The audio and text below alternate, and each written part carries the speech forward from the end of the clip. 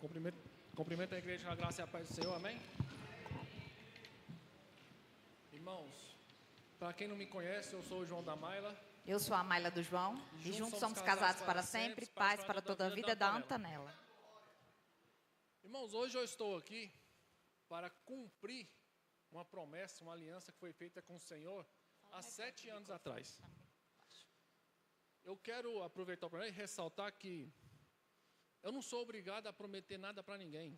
Eu não sou obrigado a fazer um compromisso com o pastor ou com algum irmão, muito menos para Deus.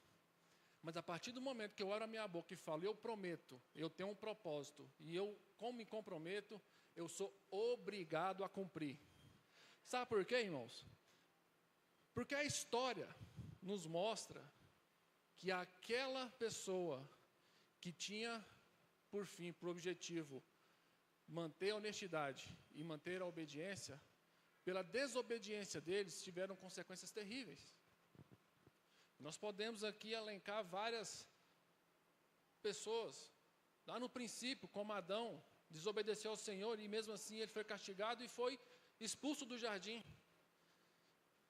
Moisés e o povo de Deus, Israel, que era cativo, Deus o libertou e mesmo assim eles desobedeceram às leis, não entraram na terra prometida por conta da desobediência.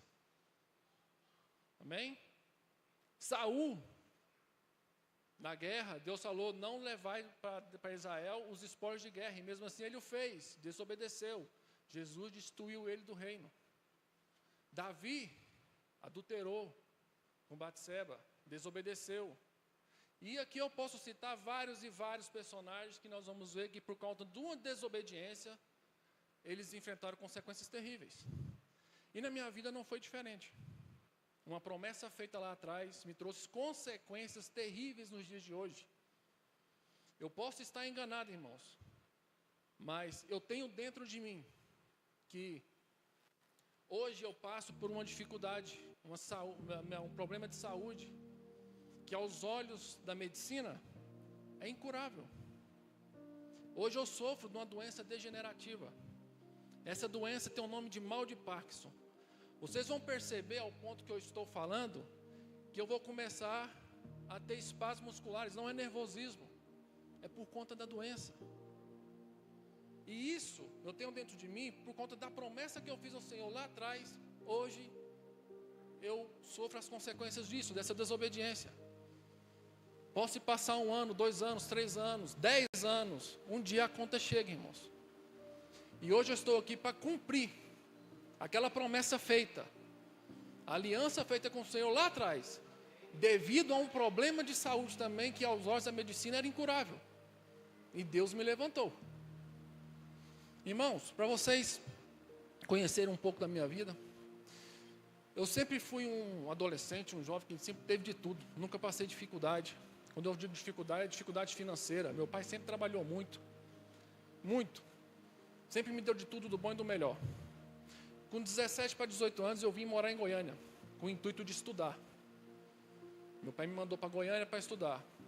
Só que no meu pensamento, eu falei, o quê? Eu não vou estudar. Com dinheiro, tendo tudo, eu vou chutar o balde, vou estourar a boca do balão. Estou aqui agora, eu vou aproveitar a minha vida. E nesse momento eu me envolvi com pessoas erradas. Pulei de uma ponte, fui só caindo no abismo. Me envolvi com drogas, alcoolismo, jogos de azar, prostituição, pornografia. E se eu for mencionar aqui, irmão, nós vamos ficar aqui o culto inteiro e eu não vou parar de falar. Ou seja, tudo aquilo que desonrava ao Senhor, tudo aquilo que era contra a palavra de Deus, eu pratiquei. E com o passar do tempo, como eu falei para vocês, que eu fui com o intuito de estudar, passaram-se de 6 para 7 anos, eu fiz 2 faculdades. Fiz 2 anos e meio, 3 anos de direito, não concluí. Chegou o momento de eu ser reprovado por falta no semestre, por conta eu não ir na faculdade. Depois eu fui e fiz mais 2 anos de biomedicina, não concluí. Porque a minha vida era pautada na farra, na bagunça, na imoralidade. Passou o tempo, eu voltei para o Mato Grosso. No Mato Grosso, eu conheci a minha esposa. Nós namoramos, noivamos e, enfim, casamos. Eu quero pontuar algo que... Irmãos, eu nunca gostei de crente. Na minha juventude, eu condenava o crente. Para mim, crente não tinha valor significativo. Pastor, então, para mim tudo era safado. Perdão, pastor, mas era o pensamento antigamente. Era tudo bandido, ladrão. Aproveitava da fragilidade emocional das pessoas para tomar dinheiro. Não tinha escrúpulos. Enquanto a senhorzinha, o irmão estava passando dificuldade, o pastor estava andando de carro novo e casa boa. E eu condenava mesmo. Só que tem uma coisa. Deus vai te confrontar naquilo que você mais julga, irmão. Eu condenava o crente. Deus me deu uma esposa que era evangélica. Eu condenava a questão do dízimos e ofertas na igreja. Deus me levantou e hoje eu ministro sobre dízimo e oferta aqui no curso do CRAU. Então, se eu for falar para vocês aqui a minha trajetória, as pequenas coisas que Deus vem demonstrando, vem fazendo ao longo do caminho, irmãos, não tenho, hoje a palavra que eu tenho aqui é gratidão. Porque da onde eu estava, para onde Deus me colocou hoje, foi algo, é um milagre. E quando nós casamos, o intuito de toda família, irmãos, quando casa, é constituir família. Ter filhos, casa boa, carro bom, um emprego bom. E comigo foi aí que começou o meu pesadelo. Por quê? Porque por mais que nós tentávamos, nós não conseguimos. E começamos aí a duvidar da nossa própria capacidade. Foi então que minha esposa foi no médico fazer os exames, e com ela estava tudo certo. E comigo não. Aos olhos da ciência, irmãos, um homem saudável, ele necessita de 60% de vitalidade da sua célula reprodutora para gerar filhos, para ter a possibilidade. Vejam bem, possibilidade, não é certeza. Eu, depois dos meus exames, eu tinha 3%. Ou seja, eu era 97% estéril. O médico falou assim, vamos fazer um tratamento à base de vitaminas, você faz o tratamento durante um mês e volta para que nós possamos repetir os exames e ver o resultado. E assim eu fiz. Fiz o tratamento durante um mês, voltei com um mês. Resultado, 1%. Ou seja, tudo que eu tinha feito nada adiantava. E hoje eu entendo que aquele motivo do tratamento não dar certo foi porque Deus não permitiu. Sabe por quê, irmãos? Porque eu era muito orgulhoso. Eu sempre tive de tudo. Eu nunca precisei de recorrer a Deus a nada. Eu não sei se vocês já ouviram isso, mas minha mãe, meus avós sempre diziam: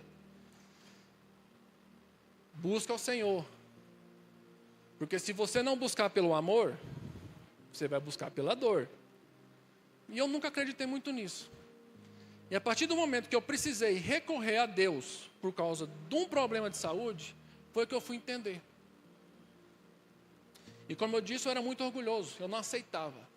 E eu falei até para minha esposa, falei assim, depois que eu passei o resultado para ela, não me importa, nem que eu tenha aqui no orfanato, eu vou adotar uma criança. E eu vou ser chamado de pai. Nada vai me impedir. Só que as dificuldades apareceram, não tinha possibilidade. O médico até sugeriu uma inseminação, uma fertilização in vitro, só que na época era extremamente caro e não tinha certeza, não tinha garantia de dar certo.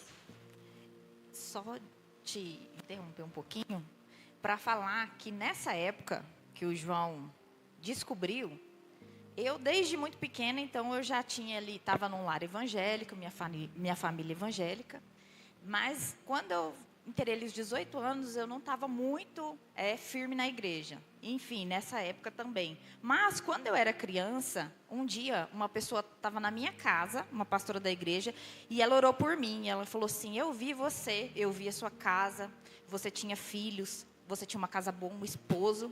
E quando eu casei, eu falei para o João, João, Deus me prometeu O João não acreditava, mas eu sempre acreditei. E aí, quando ele falou que ele não poderia ter filhos, que a gente ia adotar, eu falei assim, João, espera, porque Deus prometeu. Ele não é uma pessoa, não é homem para que minta, nem filho do homem para que se arrependa. Então, se ele prometeu, ele vai cumprir.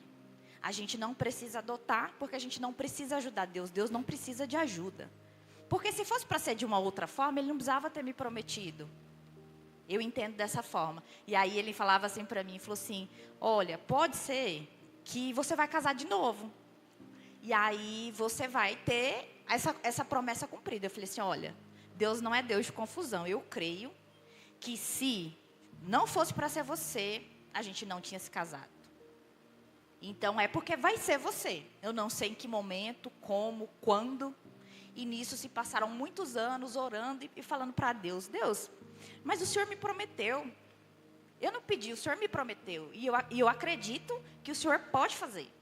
Mas é no seu momento, a hora que o Senhor quiser. E se o Senhor não quiser fazer também, não tem problema. Porque na época eu orava muito pela conversão do João. Muito mais do que para ter filhos. A minha preocupação era ele ser convertido. Porque eu acredito que assim, ainda muito mais do que aquilo que a gente tem, a nossa salvação, ela é muito mais preciosa do que filho, do que dinheiro, do que conquistas. Então, naquela época, eu orava pela conversão dele. E foi aí que ele se converteu, enfim. Né? Eu vou deixar ele concluir ali a parte dele, mas eu achei muito importante trazer para vocês o porquê que eu sempre acreditei e eu sempre falava isso para ele. Então, irmãos, como ela falou, eu era orgulhoso, eu não aceitava. Eu não me recorria a Deus porque eu sempre tive de tudo. E nesse momento, como ela já fazia parte da igreja, ela sempre saía à noite e ia para a igreja. Saía feliz e voltava chorando. Saía feliz e voltava chorando. E aquilo me incomodava. Eu falei assim, mas o que está acontecendo lá? Que toda vez que você sai daqui, você chega chorando. Até usei uns palavrões, mas o que está acontecendo? Porque eu não estou mais aceitando esse tipo de situação. Ou você para com isso, ou nós não vai dar certo. Só que hoje, eu tenho a falar o seguinte. Hoje eu agradeço pela insistência, pela esposa, ter intercedido por mim ao Senhor, porque como Jesus não transformou os seus parentes na tua cidade, na tua casa, Ele também não ia usar a minha esposa para me transformar. E através da intercessão dela, ela usou um casal de amigo nosso, que era da igreja, para me confrontar. Eu transformei, irmão? Não. Meu estilo de vida continuava o mesmo. Mas o que foi o agir do Espírito Santo? A mudança de perspectiva. A forma de pensar. Eu era idólatra. Eu era de uma família extremamente católica. Eu não aceitava falar de santo perto de mim. E a partir desse momento Deus transformou. Teve essa mudança de chave. E aí eu comecei a acreditar. Na minha cabeça eu passei a pensar. Eu vivi a vida inteira uma mentira. E hoje eu quero passar a viver uma verdade. Só que, como eu falei para vocês, eu não me transformei. Eu só tive a mudança de perspectiva. O meu estilo de vida, irmãos, continuava o mesmo. Fumava, bebia, pornografia, e assim vai. Até que um belo dia, num culto da virada, eu não era de ir culto, irmão. Eu contava nos dedos a quantidade de vezes que eu ia no culto no ano. Eu costumava dizer o seguinte, que as pessoas me chamavam para ir no culto, eu sempre tinha uma desculpa. Sempre. Não gostava. E para, perdão da palavra, mas para o pessoal parar de me encher a paciência, antes mesmo deles terminar, eu falava, não, eu vou fazer. E um dia eu fui chamado para ser batizado. Eu não ia dar desculpa. Eu vou lá e faço. Fui batizado. Não mudei minha vida. O estilo de vida continuava o mesmo. Foram passando os anos foram passando. E aonde nós chegávamos, Deus começava a me incomodar, me confrontar. E aquilo só aumentava a raiva dentro de mim, o ódio. Porque aonde nós chegávamos, a primeira pergunta que as pessoas faziam, e aí, vocês estão casados há quanto tempo? Não vão ter filhos? Cadê os filhos de vocês? E aquilo me incomodava. Deus começou a me mexer, me confrontar em algo que eu desejava muito, sonhava. Meu sonho era ser pai. E chegou um momento num culto da virada, onde um culto que eu não faltava era o culto da virada. pastor fez a pregação e aquilo já começou a mexer comigo naquele dia, naquele culto. E no momento da oração, 5 minutos antes da virada do ano, o pastor falou assim: agora vocês podem agradecer pelo ano que está finalizando e consagrar o próximo ano que está por vir. E nisso eu fiz, eu ajoelhei. E nesse momento que eu ajoelhei, irmãos, eu acredito que eu já cheguei ali para ajoelhar com uma emoção muito grande. E eu comecei fazendo uma oração para o Senhor. Falei: Senhor, o Senhor tem a honra, o prazer de ser chamado de Pai por milhares de pessoas, dezenas de milhares. O que eu gostaria agora, Senhor, eu sei que somente o Senhor pode me conceder essa oportunidade. Somente o Senhor pode me curar. Foi o primeiro momento, depois que eu casei, na minha vida inteira, que eu me ajoelhei, que eu me rendi e que eu me submeti à grandeza de Deus. Primeira vez que eu reconheci que somente Deus podia agir na minha vida. Sozinho eu não ia conseguir. Irmãos, e nesse momento que eu reconheci a oração, irmão, era uma oração com fé mesmo. A palavra de Deus diz para a gente que tudo que pedires em oração e com fé vos será dado. E naquele momento eu pude comprovar isso. No momento em que eu estava orando, que eu declarei que somente o Senhor podia me ajudar, no alto da minha nuca, eu comecei a sentir como se você pegasse o dedo e aproximasse perto do fogo, e ao momento que ele começa a arder, você mantém ainda, é suportável, mas incomoda. E naquele momento eu comecei a sentir no alto da minha nuca, foi descendo esse incômodo, desse calor, um fogo foi descendo, e aonde ia descendo eu ia transpirando, e ele foi descendo, até chegar no final da coluna. E uma sensação aqui para os irmãos que já tiveram a vida antes de conversão como eu vou dizer, eu senti uma sensação de levemente embriagado, levemente, nada que pudesse me atrapalhar, mas uma sensação de desconforto, e uma ânsia de náusea muito grande, não vomitava e nem só ficava daquele jeito. E eu, irmãos, naquele momento que eu estava sentindo isso, era um incômodo, eu estava de frente para um ar-condicionado, e o calor que eu estava sentindo era intenso, transpirava mesmo. E não terminei por aí, continuei a oração, e falei: Senhor, o Senhor pode me curar. O único que pode me conceder a oportunidade de ser chamado de Pai, uma única vez é o que eu te peço, somente uma vez.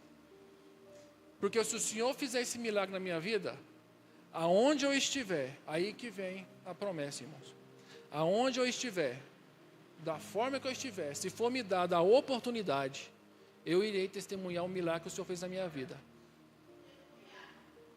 Fui para casa, comentei com a Mayla, no caminho de casa, e ela que já era mais, como se incisiva na igreja do que eu falei para ela, falou assim: pode ser que o Espírito Santo tenha te tocado. Nem ela mesma acreditava no que eu estava falando. Quem dirá eu? Então, fomos para casa e eu esqueci isso. Saímos de férias. No final de janeiro, a Mayra tinha que fazer uma viagem a trabalho. 3 dias antes dela viajar, ela falou para mim assim: eu estou sentindo uma dor. Eu não sei se é uma cólica intestino ou se é apendicite, porque ela começa aqui, ela irradia para a lateral, não sei, eu preciso ir no hospital, porque como que eu vou viajar passando mal? Vou ficar 3 dias fora e passando mal? Então vamos no hospital. E levei ela para o hospital. Chegando lá, o médico solicitou um exame de sangue, uma ultrassom, pelos sintomas que ela estava sentindo. Colheu o material e foi fazer a ultrassom. Eu fiquei na sala de recepção, de cabeça baixa, mexendo no telefone. 10 a 15 minutos depois ela retornou. E assim que ela retornou, eu vi os pés dela chegando. E eu olhei para cima. No que eu olhei para cima, ela estava com a mão na barriga e chorando. E naquele momento, o que passou pela minha cabeça? Pronto. Já pensei coisa ruim. Ela está com uma doença grave, avançada, em estágio terminal, e vai falar para mim que vai morrer.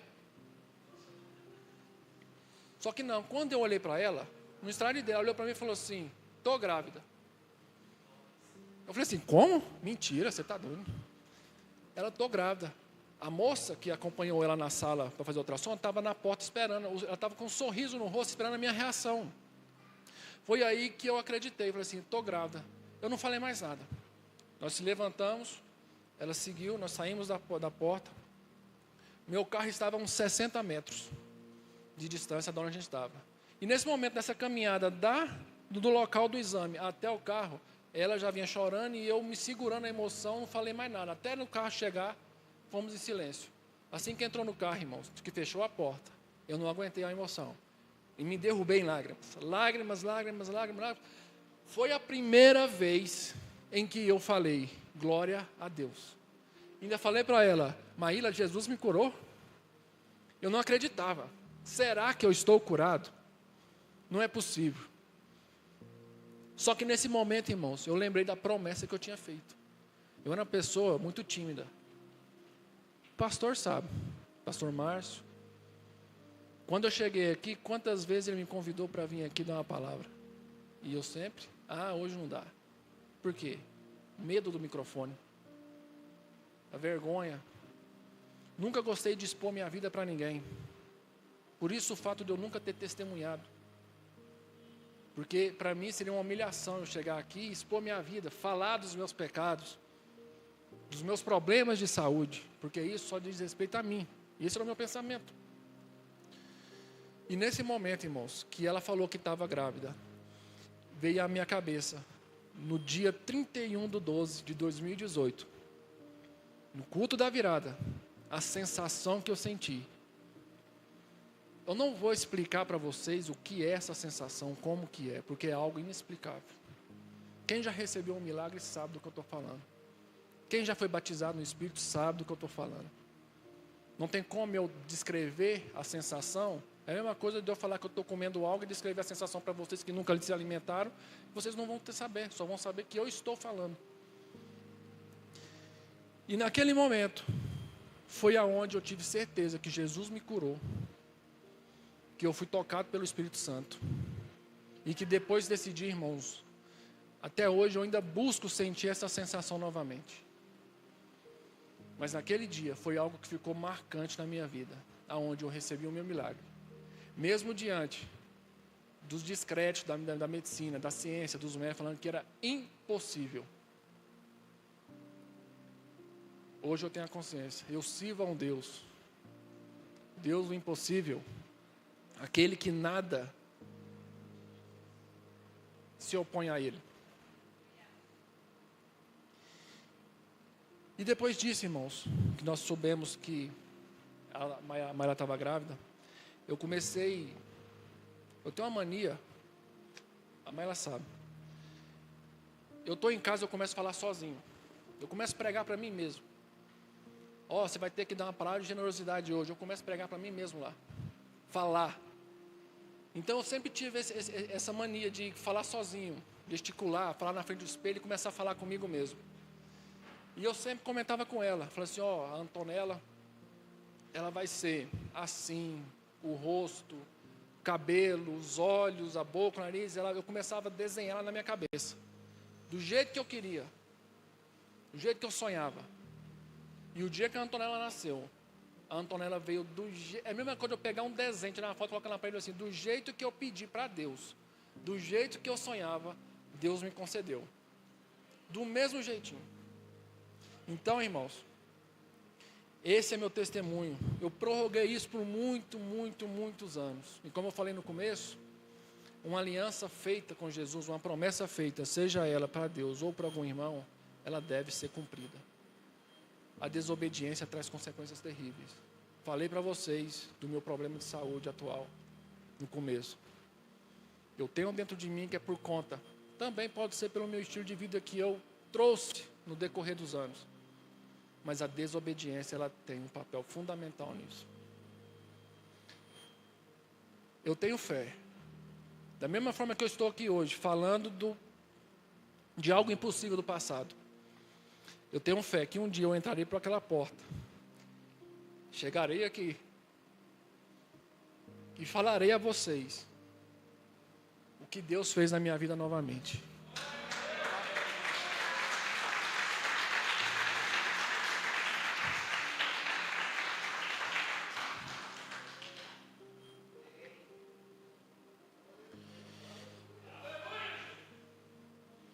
Irmãos, como no passado, hoje, eu quero renovar essa aliança com o Senhor. Sabe por quê? Porque a partir do momento que eu me tornei membro dessa igreja, a minha vida é servir. Meus líderes, os pastores sabem que a minha vida é servir. Eu não coloco dificuldade, empecilho em servir ao Deus. A hora que me chama, eu estou à disposição. Então hoje, eu gostaria, a mesma promessa que eu fiz ao Senhor há 7 anos atrás, eu gostaria de fazer hoje novamente, mas de uma forma diferente. Hoje, como vocês, como minhas testemunhas. E Deus. Por isso eu gostaria que vocês se colocassem de pé. Como um juramento que você faz, hoje eu vou aqui renovar minha aliança com o Senhor, porque desde lá de trás, o Senhor tem um propósito na minha vida. Eu ainda não sei qual é, mas é que Ele venha revelando aos poucos. Então, irmãos, neste momento, eu peço, Senhor Deus, eis-me aqui diante dos meus irmãos, cumprindo a promessa que fiz no passado. Obrigado pelo milagre da minha filha, pela transformação espiritual e pela salvação que recebi em Cristo. Hoje renovo minha aliança contigo e declaro que continuarei testemunhando que o Senhor fez, tem feito e ainda fará na minha vida. Creio que o mesmo Deus que me deu um filho, uma filha, quando a medicina dizia ser impossível, é o Deus que pode me curar novamente. Recebe minha fé, Senhor, e que a tua vontade se cumpra em mim. Em nome de Jesus. Amém, amém e amém. Glória a Deus, vamos aplaudir ao Senhor. Estenda a mão para cá, vamos orar pelo João, pela Mayla, vamos ungí-los. Dá uma olhada na live aí, Jefferson, Genilson, que está muito baixo na live, o pessoal está reclamando que não está escutando. Dá uma atualizada para nós aí. Vamos orar, abençoar a vida do João, da Mayla. Senhor Deus, em nome de Jesus, Pai, nós abençoamos, Senhor, Pai, os teus filhos. Pai amado Senhor, Pai, que eles recebam do Senhor, Pai amado, um novo tempo, Pai, para essa caminhada, Senhor, por aquilo que ele está se tornando, Senhor, Pai, segundo, Senhor, a tua vontade, Pai. Nós ministramos sobre a vida deles, Senhor, abençoando, Senhor, em nome do Pai, do Filho e do Espírito Santo, que cumpra neles o propósito que eu tenho para eles, Senhor, Pai amado, em nome de Jesus. Amém e amém. Glória a Deus. Deus abençoe, João. Aleluia. Pode assentar. Vamos aplaudir mais uma vez o Senhor. Isso. Glória a Deus. Amém. Importante que escute aí o retorno na live para poder sair tudo certo. Amém. Glória a Deus. Que bênção, né? Testemunho, toda quinta-feira, se você tem um testemunho para dar, nos procure, para que você possa testemunhar sobre o que Deus está fazendo na sua vida, na sua história. João falou que Deus fez na vida dele, está vendo o que Deus faz? Ele só esqueceu de testemunhar, porque nessa época, como ele falou, estava perdido, começou a torcer Palmeiras e deu tudo errado. Mas a vida está mostrando para ele que ele tem que melhorar e mudar de time. Amém? Desculpa, gente, eu não ia falar, mas eu não resisti. É difícil ser flamenguista e ser humilde. Mas brincadeira à parte, abra sua Bíblia, no livro de Gênesis. A pastora não está bem em casa, ao final do culto vamos estar orando para ela também, de saúde, está com a sua saúde debilitada. O Esteve ficou lá com ela para cuidar. E ao final nós estaremos orando por ela, em nome de Jesus. Amém? Aleluia. Tem um louvor tocando aqui, deixa só o fundo aí, Felipe. Gênesis 37, está aqui no fundo. Diz assim: essa é a história da família de Jacó. Quando José tinha 17 anos, pastoreava os rebanhos com seus irmãos, ajudava os filhos de Bila e os filhos de Zilpa, mulher de seu pai. e contava ao pai a má fama deles. Ora, Israel gostava mais de José do que qualquer outro filho, porque havia nascido em sua velhice. Por isso mandou fazer para ele uma túnica longa. Quando seus irmãos viram que o pai gostava mais dele do que qualquer outro filho, odiaram-no e não conseguiram falar com ele amigavelmente. Certa vez José teve um sonho e, quando o contou aos seus irmãos, eles passaram a odiá-lo ainda mais. Feche os teus olhos em nome de Jesus. Pai, nós te louvamos, Senhor, Pai, pelo que o Senhor está fazendo aqui, pelas vidas que estão sendo transformadas, Senhor, Pai, por esses testemunhos. Pai amado, Senhor, nós vemos o quanto o Senhor é bom, o quanto o Senhor muda a história. Nós sabemos que caminhar com o Senhor, Pai, é uma caminhada, Senhor, Pai, em santidade, é um processo. Fala conosco hoje sobre a vida de José, nos ensine princípios poderosos para que nós possamos crescer, desenvolver cada dia mais em nome de Jesus. Amém. O tema da palavra hoje é José, torne-se improvável e escolhido.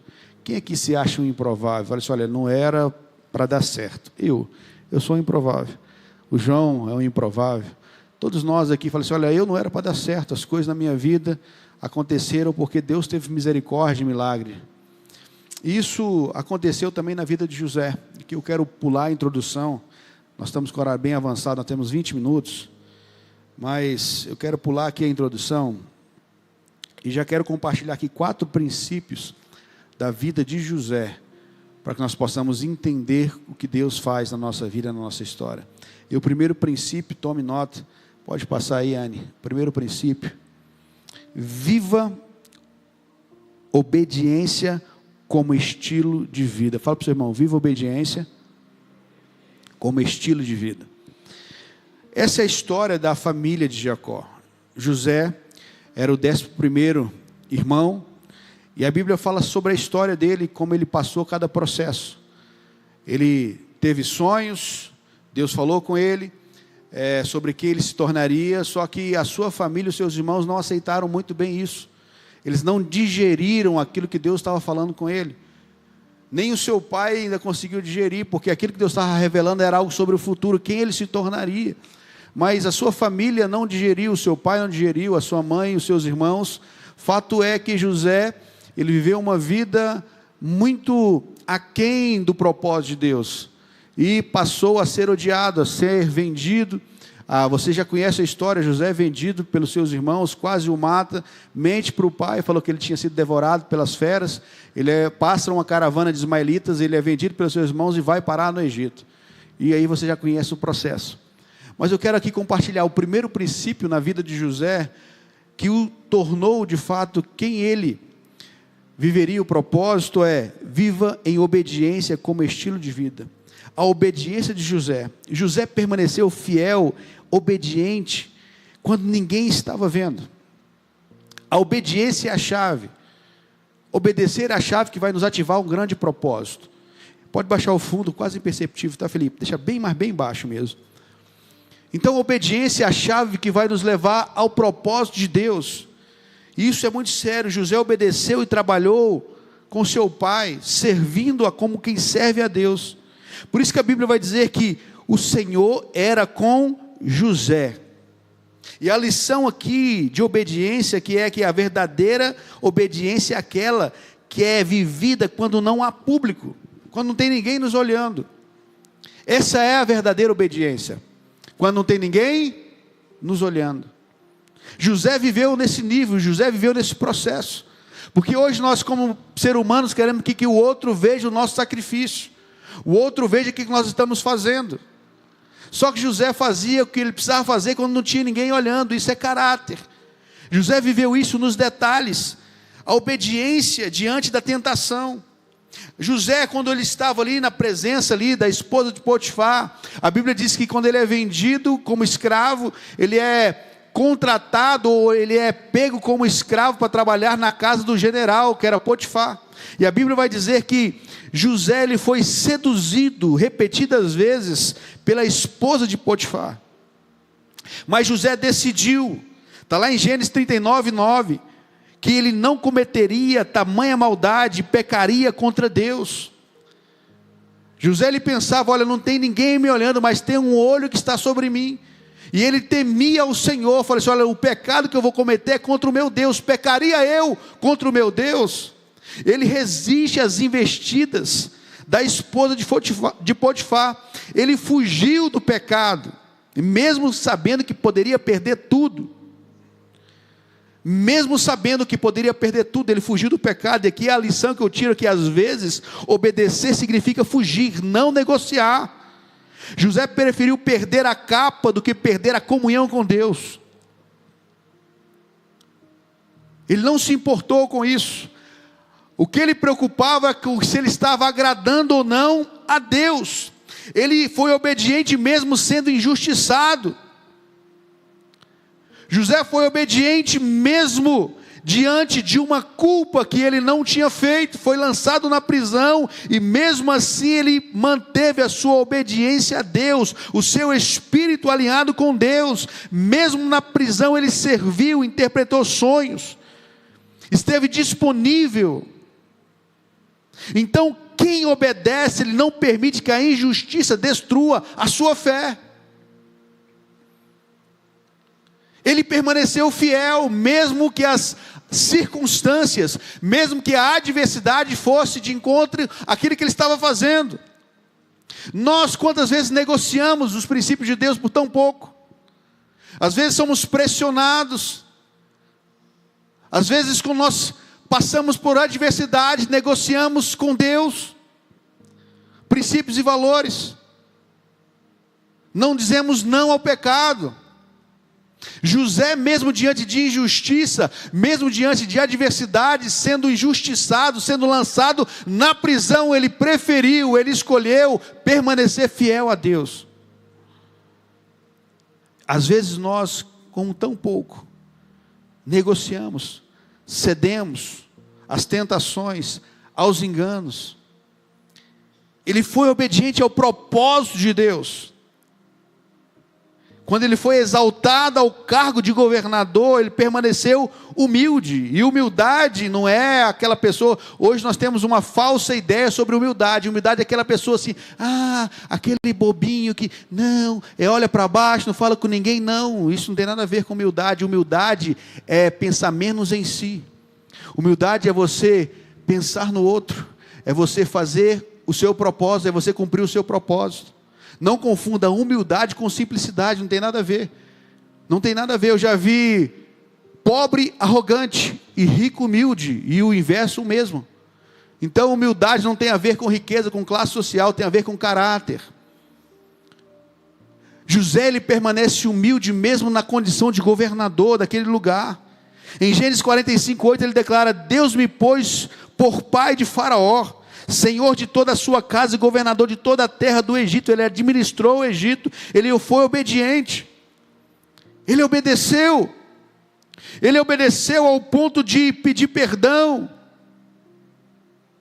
Quando seus irmãos foram buscar comida no Egito, em Gênesis 50, no versículo 20 diz: vocês intentaram mal contra mim, mas Deus o tornou em bem. Então qual é a lição aqui, pastor? Obediência não é só comportamento, é coração. Perdoar é obedecer mesmo quando dói. Ele permanece fiel ao Senhor. E a obediência é a chave que vai nos levar a um novo processo, a um novo tempo. Então obedecer não nos livra de processo, mas nos sustenta neles. É a obediência que faz nos sustentar nos processos de Deus na nossa vida. A obediência, Deus honra quem permanece fiel em qualquer estação. A obediência de hoje abre portas para o propósito de amanhã. Quem obedece vence tentações, injustiças, atrasos, dores. Então o destino de José não foi determinado pelo poço ou pela prisão, mas pelo processo de obediência em cada etapa da sua vida. E eu pergunto, você obedece a Deus diante das circunstâncias? Ou você cede às pressões do mundo? Você cede aos valores do mundo? Obedecer em todos os aspectos, é ser fiel a Deus, em tudo, no seu propósito, não negociar princípios, valores.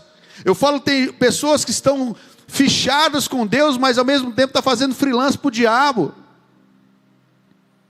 Não. Deus nos quer como um todo. Deus não quer apenas uma parte minha, não é uma parte minha que vai entrar no céu, é eu como um todo. Se eu pegar aqui, tem uma água, eu já dei esse exemplo aqui está aqui um litro de água. Se eu pegar aqui uma gota de água de esgoto, colocar aqui, você tomaria? Não tomaria, porque foi contaminado. Às vezes nós queremos dar uma parte de nós a Deus, não, Deus quer nós como um todo. Não é 10%, não, é o nosso coração, o nosso servir ao Senhor diante do propósito. Quando você entende que você é do Senhor, você não tem dificuldade mais em servir ao Senhor como um todo. Você entende que é mordomo daquilo que Ele fez. Então o primeiro processo de José é obediência como estilo de vida, né? Você obedecer, não, pastor, eu sou fiel aqui nos dízimos das ofertas, aqui eu sou fiel, mas eu não sou fiel ao meu propósito com Deus. Não, eu sou fiel no propósito com Deus, mas eu sou infiel nos dízimos das ofertas. Não, eu sou fiel, olha, eu vou na igreja de vez em quando, eu não estou ali assíduo nos cultos, buscando ouvir a palavra para gerar fé no meu coração. Então se você, é só as partes que te interessam, que você devolve a Deus em fidelidade. Não, Deus nos quer como um todo, alinhado, corpo, alma e espírito. Esse processo que José passou. Então, o primeiro princípio é: torne-se obediente a Deus em tudo, não é apenas uma parte. Então, viva obediência como um estilo de vida. Cristão é pequenos cristos, é você ter uma identidade de Cristo na sua vida. Não é um título, não, é a revista Veja, é a Globo, que nos dá um título de evangélico. Não, nós somos cristãos. Cristão é estilo de vida, você decide com a sua vida agradar e adorar a Deus. É em tudo, é em tudo. Segundo princípio, isso, seja intolerante com o pecado. Fala com o seu irmão, seja intolerante com o pecado. Fala para ele aí. Versículo. Qual o versículo? Passa um pouquinho adiante aí, Anne. Isso. Nós vamos pegar, nós estamos álcool, mas nós vamos embora. Qual o versículo? Ajudava os filhos de Bila e os filhos de Zilpa, mulheres de seu pai, e contava ao pai a má fama deles. O que José fazia? Ele tinha uma responsabilidade. Ele era intolerante com o pecado. Ele rejeitou o pecado antes mesmo de ser tentado. José tinha convicções formadas. Quando a esposa de Potifar tentou seduzi-lo, sua resposta revelada aqui, ele já tinha a decisão tomada. Está lá em Gênesis 39:9. Como, pois, cometeria eu tamanha maldade e pecaria contra Deus? Ele não pensou duas vezes, ele não analisou vontades, ele apenas considerou as consequências terrenas. José não combateu o pecado com força, mas com convicção. Ele sabia que ele estava ali para agradar a Deus. Quantos de nós estamos vivendo uma vida para agradar o outro? Fazendo a vontade, mas de fato nós estamos perguntando se estamos agradando a Deus. A sua vida tem agradado a Deus? O que você faz tem agradado a Deus? Porque ficamos preocupados com o outro. O que o outro vai pensar de mim? Esquecemos do que Deus está pensando a meu respeito. É como aquela brincadeira que eu faço. Você está feliz em estar na presença de Deus. Agora, Deus está feliz, ou o Espírito Santo, em estar na sua presença. Queremos agradar todos, mas esquecemos aquele que nos formou, nos chamou para um propósito, que é muito maior. E às vezes por vergonha, desagradamos a Deus. Para José, pecar era ferir o coração de Deus. Olha aqui, observe que José, ele não diz, olha, como farei isso contra Potifar? Não. A mulher dele estava tentando ele, falou assim, olha, eu vou pecar contra Potifar. Não vou pecar contra Deus. Aqui muda o padrão. Pecaria contra Deus? Quando nós entendemos que nós somos mordomos, que tudo que fazemos é para agradar e adorar a Deus, muda a sua forma de pensar. Você para de pensar no que você está fazendo é para o outro, não. Se você faz, olha, se você serve a Deus. Se você cumpre o propósito para Deus. Se você trabalha, você está servindo a Deus. Vai ficar muito mais fácil você tirar um nível na sua vida. Ao invés de pecar, você buscar alguém ou olhar para alguém, busque olhar para o alto. Busque olhar para Deus. José é essa pessoa. Quem ama a Deus, querido, não tolera o que fere esse amor. José, ele fugiu. Ele não ficou para ver para onde dava. A Bíblia diz que ele fugiu imediatamente, deixando a capa para trás. José não dialogava com o pecado, José não flertava com o pecado. Entenda isso. Ele preferiu perder posição do que perder a santidade. Às vezes nós ficamos preocupados com o que o outro vai pensar e queremos manter as nossas posições. José não. Ele preferiu perder a sua posição de chefe da casa de Potifar, mas não perdeu a sua santidade. Mesmo na prisão, ele permaneceu fiel a Deus. E às vezes nós, como cristãos, pensamos, o que o outro vai pensar de mim? É que o João estava falando aqui. Eu vou falar da minha vida, o que o outro vai pensar se eu falar isso? O que o outro vai pensar se eu expor esse pecado, se eu expor a minha vida? Se eu expor esse problema que eu estou vivendo, o que o outro vai pensar? E nós esquecemos o que Deus está pensando de nós. José era aquele que olhava para o alvo e falou, o que Deus pensa a meu respeito? E às vezes por querer levar uma vida escondendo o pecado, o erro, começa a levar uma vida mentirosa, enquanto imagem. Para os outros está tudo bem, é como a Bíblia diz, olha, sepulcros caiados, como Jesus olha para aqueles fariseus e fala, sepulcro caiado, porque por fora está bonito, mas por dentro está podre, está fedendo.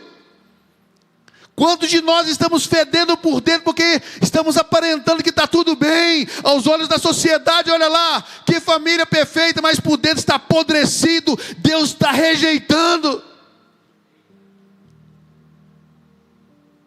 José era essa pessoa que preocupava, não com a posição, mas com a santidade.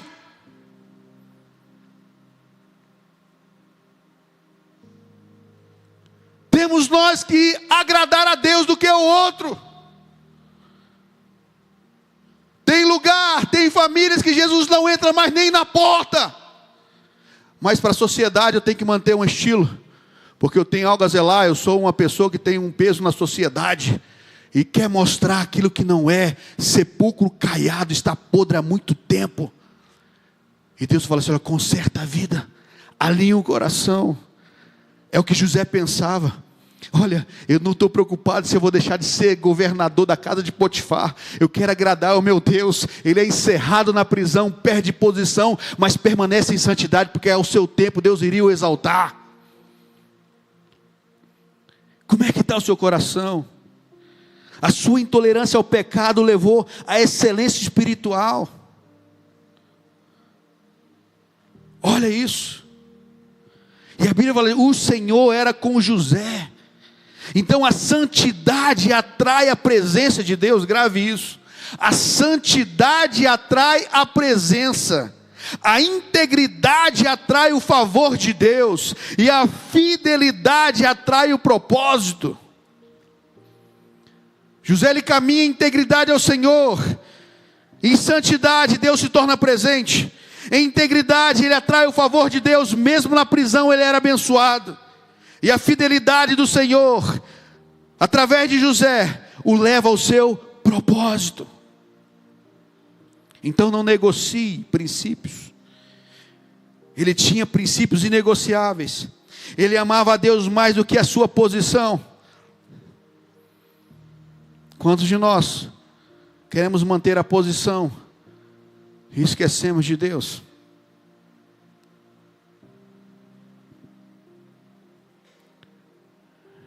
José sabia fugir, para preservar a comunhão, ele preferiu o caráter ao conforto. Ele entendia que o propósito só floresce em um coração santo. Então, seja intolerante com o pecado. Não negocie com o pecado. Terceiro princípio. Não fique paralisado com olhares. Gênesis 37:4. Quando seus irmãos viram que o pai gostava mais dele do que qualquer outro filho, odiaram-no e não conseguiriam falar com ele amigavelmente. Isso paralisou José? Não. O que tem de gente hoje? Ah, porque fulano está olhando para mim diferente. Ah, porque fulano não fala comigo. Aí perde o propósito, para de fazer o que estava fazendo. Eu falo aqui, só tem poder para te parar aquilo que te move. Se as críticas que movem você, querido, você não vai fazer mais nada. Se é o elogio das pessoas que move você, quando não existiu elogio, você vai parar. Se quando criticar você, você para. Se você depende da autoavaliação do outro para fazer alguma coisa, você está perdido. Porque o mundo, enquanto o mundo, ele não vai melhorar, as pessoas são ruins. Uma hora você está sentando com ela na sua mesa, outra hora ela está te amaldiçoando. O próprio Jesus passou por isso. Vinde benditos do meu Pai. Ele fala e começa, olha, entrar no gozo do seu Senhor. Ele ministra, ele ensina, ele cura. E quando ele entra em Jerusalém ali com o jumentinho, coloca ali, Hosanas, Deus nas alturas. E começa, o Senhor que está entre nós. Dias depois, crucificam. Maldito, solte Barrabás. Então a opinião das pessoas são inconstantes. Se você depender da opinião para viver o seu propósito, você está enrolado, você não consegue ir adiante, porque uma hora ela te abençoa, outra hora ela te amaldiçoa. Viva a sua identidade em Cristo. Então, creia, não fique paralisado com os olhares a seu respeito, com as críticas que estão fazendo contra você. Siga o propósito de Deus na sua vida. Quarto princípio. E último, creia nos sonhos de Deus ao seu respeito. Gênesis 37:5 diz: certa vez José teve um sonho, e quando o contou a seus irmãos, eles passaram a odiá-lo ainda mais. Mas José creu, mesmo quando ninguém acreditou. Seus irmãos zombaram, seu pai não entendeu, e o seu ambiente ao seu redor não era favorável. Mas mesmo assim ele decidiu guardar os sonhos no coração, porque eles vinham do Senhor. Nem todos, queridos, vão entender o que Deus te mostrou, mas você precisa crer. Nem todos vão entender, mas você precisa crer. Então os sonhos de Deus passam por processos, não por atalhos. José recebeu um sonho, mas antes de vê-lo cumprir, ele passou aonde? Pelo poço, pela escravidão, pela calúnia, pela prisão, pelo esquecimento. Mas cada fase Deus estava lapidando José, para ele viver o seu propósito. Ele não interrompeu os processos, não. Cada fase da sua vida, ele viveu cada processo, porque ele sabia qual era o sonho de Deus para ele, e ele decidiu acreditar. Você tem acreditado nos sonhos de Deus para você? Então o processo não apaga os sonhos, ele prepara você para viver o sonho. Viva o processo de Deus. Deus estava trabalhando nos bastidores, mesmo quando tudo parecia estar errado. Deus estava alinhando cada detalhe. A caravana dos ismaelitas, a casa de Potifar, a prisão, o copeiro, o sonho de Faraó. Nada foi coincidência. Talvez você não possa estar vendo, mas Deus está movendo. Deus está movendo. Deus está fazendo. Não é coincidência, não, queridos. Não é. O sonho de Deus sempre se cumpre no tempo de Deus, não é no seu. Anos depois, José finalmente viu o sonho de Deus acontecer. Ele se torna governador do Egito e salvou nações inteiras. Sonhos. O que Deus mostrou lá atrás aconteceu exatamente como ele havia dito. Mas por que cumpriu? Porque José permaneceu no processo, no propósito. Obedeceu, não negociou, foi fiel, buscou a santidade. E Deus estabeleceu com seu princípio, como ele havia determinado lá atrás. Vocês conseguem entender isso? E nós às vezes queremos negociar. Os sonhos de Deus não é apenas para você, mas para abençoar muitos. É para alimentar uma multidão. O sonho de José não era só sobre ele, era sobre a sua família, era sobre Israel, era sobre futuro, provisão e salvação. Deus, quando Ele sonha comigo, Ele está pensando no propósito lá na frente. Quantas vidas eu irei impactar com isso? Então é muito simples. É nós que negociamos o tempo todo. Altos e baixos. Está tudo bem, estou fiel a Deus. Quando está tudo ruim, aí eu estou mais ou menos.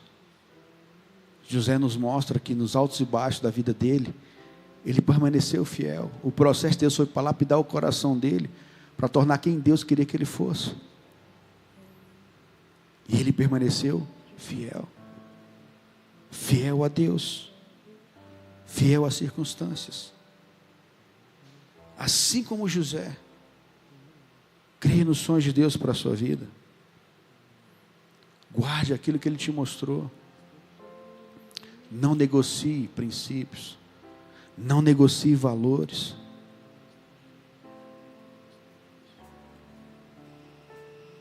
Não permita que o diabo roube a sua paz.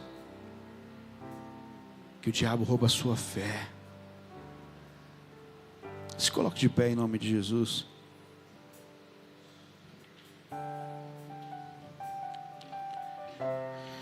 O processo, ele não te mata, ele te prepara. O sonho não morreu, só está amadurecendo. Deus não esqueceu de você, Ele está agindo. O Evangelho é simples, nós que complicamos ele o tempo todo. A obediência em todos os detalhes. Ele decide permanecer fiel a Deus. Ele não negocia princípios, não negocia valores do reino. E Deus o colocou exatamente onde ele deveria estar. O que acontece com muita gente ao longo do tempo? Vai abrindo pequenas concessões. Lembra do livro Hábitos Atômicos? Pequenas concessões, ao longo do tempo, vai se tornando uma brecha enorme. Se você pegar aqui e fazer uma linha reta de 1000 quilômetros, se no início da linha você sair 1 centímetro, quando ele chegar no final, ele vai estar a quilômetros de distância, porque o início foi pequenas concessões, mas ao longo do caminho vai se tornando grande. Ninguém tropeça em pedra grande. São pequenas coisas, pequenos hábitos, pequenas concessões. Ah, não tem nada a ver não, vou enganar isso aqui, vou passar o meu patrão para trás. Ah, não, minha esposa não está vendo, está tudo bem. Não, é uma mentirinha aqui, eu vou passar o fulano para trás. Não tem nada a ver, são pequenas coisas. Você vai mentindo aqui, negociando ali, sendo infiel ali. Aí, ao longo do tempo, a vida vai passando. E aquele primeiro centímetro que você começou lá no início da sua vida, ao final da sua vida vai estar a quilômetros de distância. Então aquela pequena brecha se tornou um pecado que se formou o seu caráter. Você tomou a forma do pecado e do mundo. É do dia para a noite? Não. Pequenas concessões. Permaneça firme nos detalhes. Quando a Bíblia fala, quando você é fiel no pouco, sobre muito Ele vai nos colocar, não é só somente sobre financeiro, não, é sobre talento, sobre propósito. O que Deus confiou nas suas mãos para fazer, faça com todo o coração, como se fosse para o Senhor. Se Deus te chamou para você ser boca de Deus para alguém, faça isso com amor. Vai lá, evangeliza, cuide, fale. Se você cuida de algo na casa de Deus, cuide com zelo, cuide com amor, seja fiel nas pequenas coisas. As pequenas coisas. Você vai entender que as pequenas coisas nos levam a grande quantidade. Que você saia daqui essa noite com essa palavra no seu coração. Não abra espaço para pequenas concessões. Ah, não tem nada a ver. Tem sim.